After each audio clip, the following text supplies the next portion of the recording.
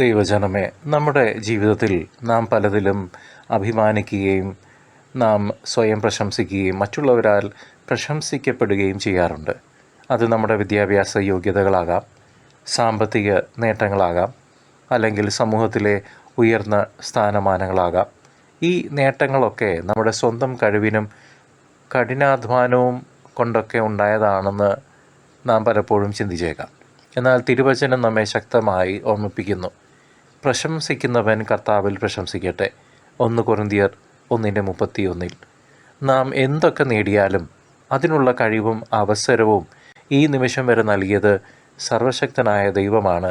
അത് ദൈവമഹത്വത്തിനു വേണ്ടിയാണ് എന്ന് നാം തിരിച്ചറിയാറുണ്ടോ?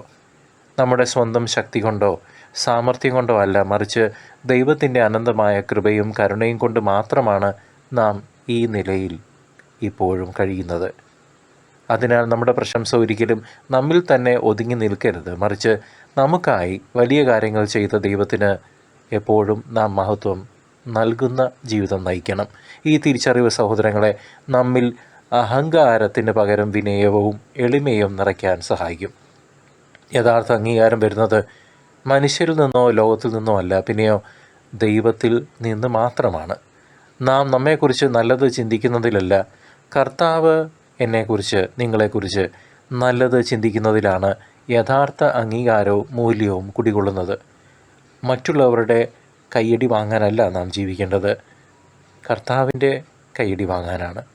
ലോകത്തിൻ്റെ പ്രശംസയും പുകഴ്ചയും ക്ഷണികമാണ് എന്ന് നാം ഇപ്പോഴെങ്കിലും തിരിച്ചറിയുന്നുണ്ടോ? അത് പെട്ടെന്ന് മാഞ്ഞു പോകും. എന്നാൽ ദൈവത്തിൻ്റെ പ്രീതിയും അംഗീകാരവും ശാശ്വതമാണ്. അവിടുന്ന് നമ്മെ തൻ്റെ മക്കളായി തിരഞ്ഞെടുക്കുകയും നാം ജനിക്കുന്നതിന് മുമ്പ് തന്നെ നീ എൻ്റേതാണ് മകനെ മകളെ എന്ന് പേര് ചൊല്ലി വിളിക്കുകയും ചെയ്ത നമ്മുടെ ദൈവം നമ്മുടെ കുറവുകളിലും ബലഹീനതകളിലും സ്നേഹത്തോടെ അവിടുത്തെ പക്കൽ ചേർത്ത് പിടിക്കുകയും ചെയ്യുന്നു. ഈ ബോധ്യം നമ്മുടെ ജീവിതത്തിന് ആഴമായ അർത്ഥം നൽകുന്നു. അതിനാൽ സഹോദരങ്ങളെ, നമ്മുടെ ജീവിതം മുഴുവൻ ദൈവത്തിന് സമർപ്പിച്ച് അവിടുത്തെ ഇഷ്ടം മാത്രം നിറവേറ്റാൻ നമുക്ക് പരിശ്രമിക്കാം. അവിടുത്തെ രാജ്യം വരണമേ, അവിടുത്തെ ഇഷ്ടം മാത്രം സ്വർഗത്തിലെ പോലെ ഭൂമിയിലും അനുവദിക്കണമേ എന്ന് പ്രാർത്ഥിക്കാം.